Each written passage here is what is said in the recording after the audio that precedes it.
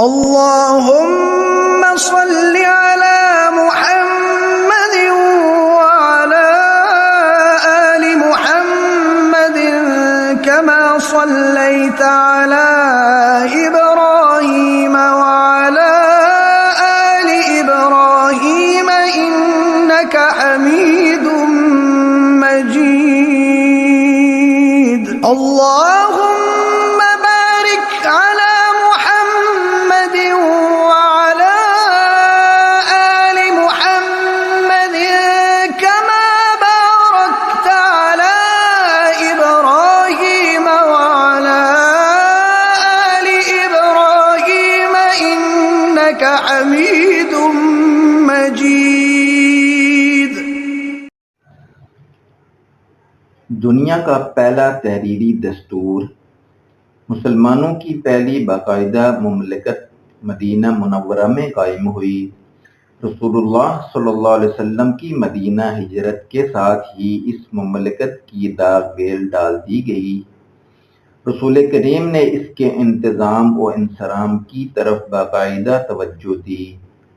اگرچہ مدینہ میں یہودی چھائے ہوئے تھے، تمام کاروبار ان کے قبضہ میں تھا اور املاک بھی بہت کم غیر یہودیوں کے پاس تھیں، لیکن اسلام اور حضرت کے مدینہ میں آنے کے بعد انہوں نے عافیت اسی میں سمجھی کہ مسلمانوں کا مقابلہ کرنے کی بجائے ان کی برتری کو تسلیم کر لیں، لہذا رسول کریم کو بلا شرکت غیری اس نئی قائم ہونے والی مملکت کا سربراہ تسلیم کر لیا گیا۔ اب آپ ہی سربراہ مملکت، چیف جسٹس اور سپہ سالار اعلیٰ تھے۔ آپ نے ابتدا ہی میں سے ایسے دستور کی ضرورت کو محسوس کر لیا تھا جس میں مملکت کے تمام طبقوں اور مذاہب کے حقوق کا تحفظ کیا جائے، ہر ایک کو انصاف فراہم کیا جائے اور مملکت کے دفاع میں سب کو شریک کیا جائے۔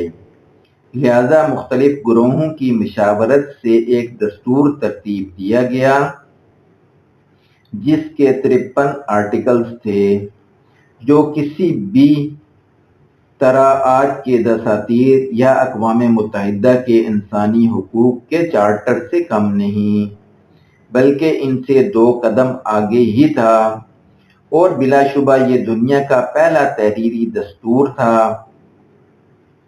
آج میگنا کارٹا کو پہلا تحریری دستور قرار دیا جاتا ہے، لیکن یہ دستور کوئی 250-300 سال پرانی بات ہے، جبکہ رسول اللہ صلی اللہ علیہ وسلم کا دیا ہوا دستور 14 صدیاں قبل تحریر کیا گیا تھا۔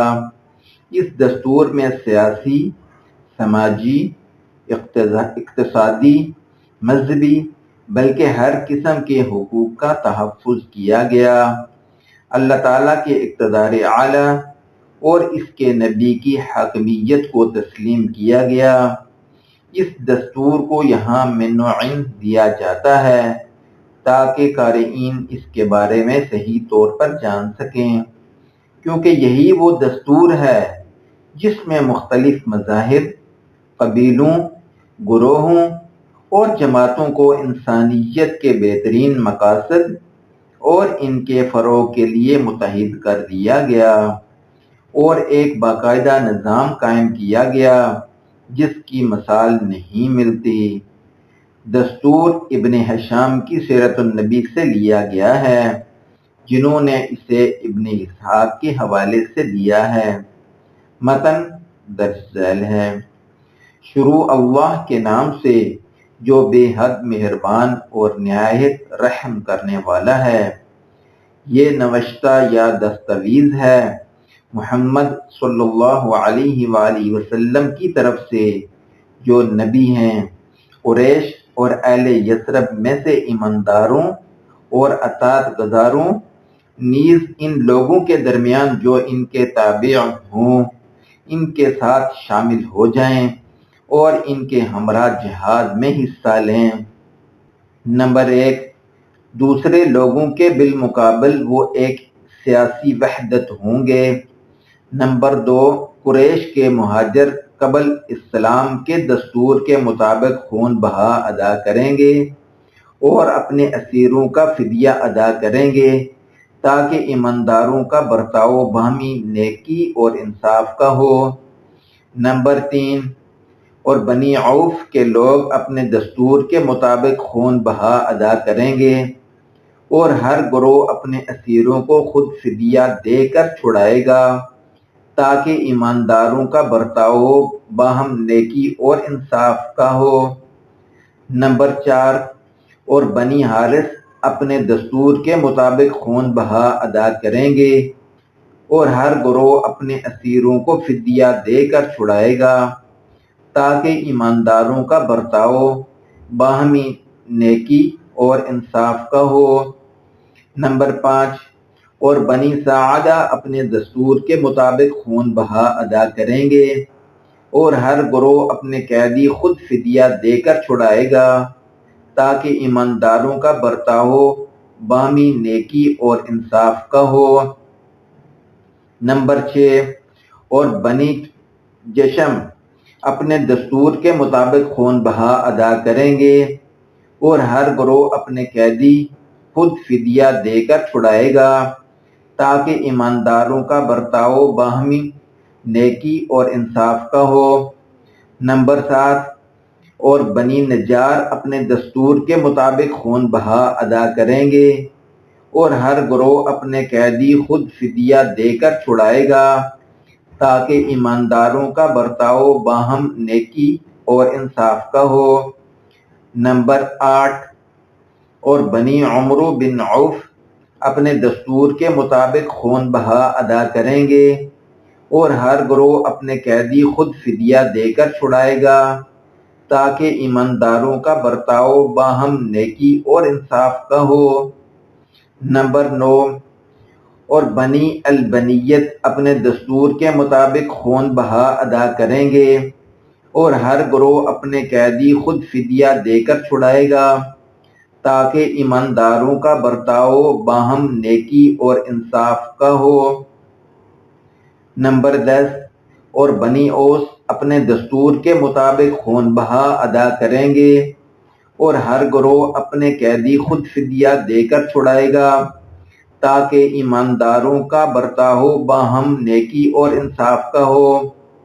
نمبر 11، اور ایماندار لوگ کسی مفلس اور زیر بار شخص کو مدد دیے بغیر نہ چھوڑیں گے تاکہ اس کا فدیہ یا خون بہا بخوبی ادا ہو سکے۔ نمبر 12، اور کوئی مومن کسی مومن کی اجازت کے بغیر اس کے مولا یعنی معاداتی بھائی سے معاہدہ نہ کرے گا۔ نمبر 13، اور متقی ایماندار ہر اس شخص کی مخالفت پر کمر بستہ رہیں گے جو ان میں سے سرکشی کرے گا، جو ظلم یا گناہ یا زیادتی کا مرتکب ہو یا ایماندار لوگوں میں فساد پھیلائے۔ ان سب کے ساتھ ایسے شخص کی مخالفت پر سب ایک ساتھ اٹھیں گے، خواہ وہ ان میں سے کسی کا بیٹا ہی کیوں نہ ہو۔ نمبر 14، اور کوئی ایماندار کسی ایماندار کو کافر کی خاطر قتل نہ کرے گا اور نہ کسی ایماندار کے خلاف کافر کی امداد کرے گا۔ نمبر 15، اور خدا کا ذمہ ایک ہی ہے، مسلمانوں میں سے ادنا فرد بھی کسی کو پناہ دے کر سب پر پابندی عائد کر سکے گا اور ایماندار دوسرے لوگوں کے مقابلے میں باہم بھائی بھائی ہیں۔ نمبر 16، اور یہودیوں میں سے جو اتباع کرے گا اسے امداد و مساوات حاصل ہوگی، نہ ایسے لوگوں پر ظلم ہوگا اور نہ ان کے خلاف کسی کو مدد دی جا سکے گی۔ نمبر 17، ایمانداروں کی صلح ایک ہوگی، اللہ کی راہ میں ہو تو کوئی ایماندار کو چھوڑ کر دشمن سے صلح نہیں کرے گا جب تک یہ صلح سب کے لیے برابر نہ ہو۔ نمبر 18، وہ تمام گروہ جو ہمارے ساتھ ہو کر جنگ کریں گے ایک دوسرے کے پیچھے ہوں گے۔ نمبر 19، اور ایماندار اس چیز کا بدلہ لیں گے جو خدا کی راہ میں ان کے خون کو پہنچے۔ نمبر 20، اور اس میں کوئی شبہ نہیں کہ متقی اور ایماندار سب سے بہتر اور سب سے سیدھے راستے پر ہیں۔ نمبر 21، اور کوئی مشرک قریش کے جان اور مال کو پناہ نہ دے گا اور نہ ایماندار کے لیے اس سلسلے میں رکاوٹ بنے گا۔ نمبر 22، اور جو شخص کسی مومن کو ناحق قتل کرے گا اور گواہوں سے اس کا ثبوت بھی مل جائے گا تو اس سے قصاص لیا جائے گا، بجز اس صورت کہ مقتول کا ولی خون بہا پر راضی ہو جائے اور تمام ایماندار اس کی تعمیل کے لیے اٹھیں گے اور اس کے سوا ان کے لیے کوئی صورت جائز نہ ہوگی۔ نمبر 23، اور کسی ایماندار کے لیے جو اس نوشتہ یا دستاویز کے مندرجات کا اقرار کر چکا ہے، نیز خدا اور یوم آخرت پر ایمان لا چکا ہے، جائز نہیں کہ کسی فتنہ اٹھانے والے کی مدد کرے یا اسے پناہ دے۔ جو اسے پناہ دے گا قیامت کے دن خدا کی لعنت اور غضب کا مستوجب ٹھہرے گا اور اس سے کوئی فدیہ یا بدلہ قبول نہ کیا جائے گا۔ نمبر 24، اور جب کبھی تم میں سے کسی چیز کے متعلق اختلاف پیدا ہوگا تو اللہ تعالیٰ اور محمد الرسول اللہ صلی اللہ علیہ وآلہ وسلم کی طرف رجوع کیا جائے گا۔ نمبر 25، اور یہودی جب تک ایمانداروں کے ساتھ مل کر جنگ کرتے رہیں گے مصارف بھی برداشت کرتے جائیں گے۔ نمبر 26، اور بنی عوف کے یہودی ایمانداروں کے ساتھ ایک امت تسلیم کیے جاتے ہیں۔ یہودی اپنے دین پر رہیں اور مسلمان اپنے دین پر، خواہ موالی ہوں یا اصل۔ البتہ جو لوگ ظلم اور جبر کے مرتکب ہوں گے وہ اپنی ذات یا گھرانے کے سوا کسی کی ہلاکت و فساد میں نہیں ڈالے جائیں گے۔ نمبر 27، اور بنو نجار کے یہودیوں کو بھی وہی حقوق حاصل ہوں گے جو بنی عوف کے یہودیوں کو۔ نمبر 28، بنی حارث کے یہودیوں کو بھی وہی حقوق حاصل ہوں گے جو بنی عوف کے یہودیوں کو۔ نمبر 29، اور ساعدہ نجار کے یہودیوں کو بھی وہی حقوق حاصل ہوں گے جو بنی عوف کے یہودیوں کو۔ نمبر 30، اور بنی جسم کے یہودیوں کو بھی وہی حقوق حاصل ہوں گے جو بنی عوف کے یہودیوں کو۔ نمبر 31، اور بنی اوس کے یہودیوں کو بھی وہی حقوق حاصل ہوں گے جو بنی عوف کے یہودیوں کو۔ نمبر 32، اور بنی ثعلبہ کے یہودیوں کو بھی وہی حقوق حاصل ہوں گے جو بنی عوف کے یہودیوں کو۔ البتہ جو ظلم یا جرم کا ارتکاب کرے گا تو اس کی ذات یا گھرانے کے سوا کوئی مبتلا ہلاکت و فساد نہ ہوگا۔ نمبر 33، اور جفنا بھی بنی ثعلبہ کی شاخ ہیں، انہیں بھی وہی حقوق حاصل ہوں گے جو اصل کو۔ نمبر 34، اور بنی شتیبہ کے یہودیوں کو بھی وہی حقوق حاصل ہوں گے جو بنی عوف کے یہودیوں کو۔ وفا شعاری ہو نہ کہ عہد شکنی۔ نمبر 35، اور ثعلبہ کے موالی کو بھی وہی حقوق حاصل ہوں گے جو اصل کو۔ نمبر 36، اور یہودیوں کے قبائل کی شاخوں کو بھی وہی حقوق حاصل ہوں گے جو اصل کو۔ نمبر 37، اور یہ کہ ان میں سے کوئی محمد صلی اللہ علیہ وآلہ وسلم کی اجازت کے بغیر جنگ کے لیے نہ نکلے گا۔ نمبر 38، اور زخم کا بدلہ لینے میں رکاوٹ نہ ڈالی جائے گی۔ جو شخص خون ریزی کرے تو ذمہ داری اس پر اور اس کے گھرانے پر ہوگی بجز اس شخص کے جس پر ظلم کیا گیا ہو اور خدا اس کے ساتھ ہے۔ نمبر 39، یہودی اپنے خرچ کے ذمہ دار ہوں گے اور مسلمان اپنے خرچ کے۔ نمبر 40، جو کوئی اس دستور العمل کو قبول کرنے والوں کے خلاف جنگ کرے تو وہ یہودی اور مسلمان ایک دوسرے کی مدد کریں گے، وہ ایک دوسرے کی خیر خواہی پر عمل پیرا رہیں گے اور باہم مشورہ کریں گے۔ وفا ان کا شیوا ہوگا، نہ کہ عہد شکنی۔ نمبر 41، کوئی شخص اپنے حلیف کی بدعملی کا ذمہ دار نہ ٹھہرایا جائے گا اور مظلوم کو بہرحال مدد دی جائے گی۔ نمبر 42، یہودی اس وقت تک مصارف برداشت کرتے رہیں گے جب تک وہ مسلمانوں کے ساتھ ہو کر جنگ میں شریک رہیں گے۔ نمبر 43، یثرب کا میدان اس نوشتے کو ماننے والوں کے نزدیک مقدس و محترم ہوگا۔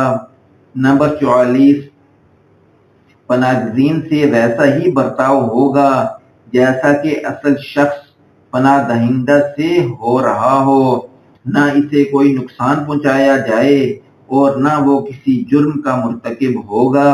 نمبر 45، کسی عورت کو اس کے کنبے والوں کی اجازت کے بغیر پناہ نہ دی جائے گی۔ نمبر 46، اس نوشتے کو قبول کرنے والوں کے درمیان کوئی نیا معاہدہ یا جھگڑا پیدا ہو جس پر فساد رونما ہونے کا ڈر ہو تو اسے اللہ تعالیٰ کی طرف اور اس کے رسول محمد صلی اللہ علیہ وآلہ وسلم کی طرف لوٹایا جائے گا۔ اس نوشتے میں جو کچھ ہے اللہ تعالیٰ کو اس پر زیادہ سے زیادہ احتیاط اور وفاداری پسند ہے۔ نمبر 47، نہ قریش کو پناہ دی جائے گی اور نہ اس شخص کو جو ان کا معاون ہو۔ نمبر 48، اگر کوئی یثرب پر حملہ آور ہو تو ان معاہدہ کے فریقوں یعنی یہودیوں اور مسلمانوں پر ایک دوسرے کی امداد و نصرت لازم ہوگی۔ نمبر 49، اگر انہیں صلح کر لینے اور اس میں شرکت کی دعوت دی جائے گی تو یہ اسے قبول کر لیں گے اور شریک ہوں گے۔ اس طرح جب وہ کسی کو صلح کے لیے بلائیں گے تو اسے قبول کریں گے اور مسلمانوں پر بھی قبول کر لینا لازم ہوگا بجز اس صورت کے کوئی دینی جنگ کرے۔ نمبر 50، ہر شخص کے حصے میں اس کی مدافعت آئے گی جو اس کے بالمقابل ہوگا۔ نمبر 51، اور اوس کے یہودیوں کو اصل ہوں یا موالی وہی حقوق حاصل ہوں گے جو اس نوشتے کے ماننے والوں کو حاصل ہوں گے۔ ابن ہشام نے کہا، بعض نے کہا ہے اس نوشتے کے فریقوں سے اچھا برتاؤ اور احسان ہو تو۔ ابن اسحاق نے کہا، بعض روایاتوں کے الفاظ حسب ذیل ہیں اور وفاداری عہد شکنی سے معنی ہوگی۔ ہر شخص کے کیے درے کا نقصان اس پر ہوگا اور اللہ اس شخص کی حمایت پر ہوگا جو اس نوشتے کے مشمولات پر زیادہ سچائی اور زیادہ وفاداری سے قائم رہے۔ نمبر 52، یہ نوشتہ کسی ظالم یا مجرم کے آڑے نہ آئے گا۔ جو شخص جنگ کے لیے نکلے وہ بھی اور جو شخص گھر میں بیٹھا رہے وہ بھی امن کا مستحق ہوگا۔ صرف وہ لوگ مستثنی ہوں گے جو ظلم یا جرم کے مرتکب ہوں گے۔ نمبر 53، خدا اس شخص کا حامی ہے جو عہد و قرار میں وفا شعار اور پرہیزگار، اور اللہ کے رسول صلی اللہ علیہ وسلم بھی اس کے حامی ہیں۔ یہ تحریر مہاجرین، انصار اور یہودیوں کے درمیان ایک معاہدہ کی حیثیت رکھتی ہے جس میں ان کے حقوق و فرائض کی نشاندہی کے علاوہ ان کے جان و مال کے تحفظ کی ضمانت دی گئی۔ اس لحاظ سے یہ کثیر مذہبی قوی مملکت میں ایک مثالی دستور یا آئین کی حیثیت رکھتا ہے اور آج کی نام نہاد متمدن دنیا کے دساتیر کا مقابلہ ہی نہیں کرتا، بعض معاملات میں ان سے بہت بہتر اور بہت آگے ہے۔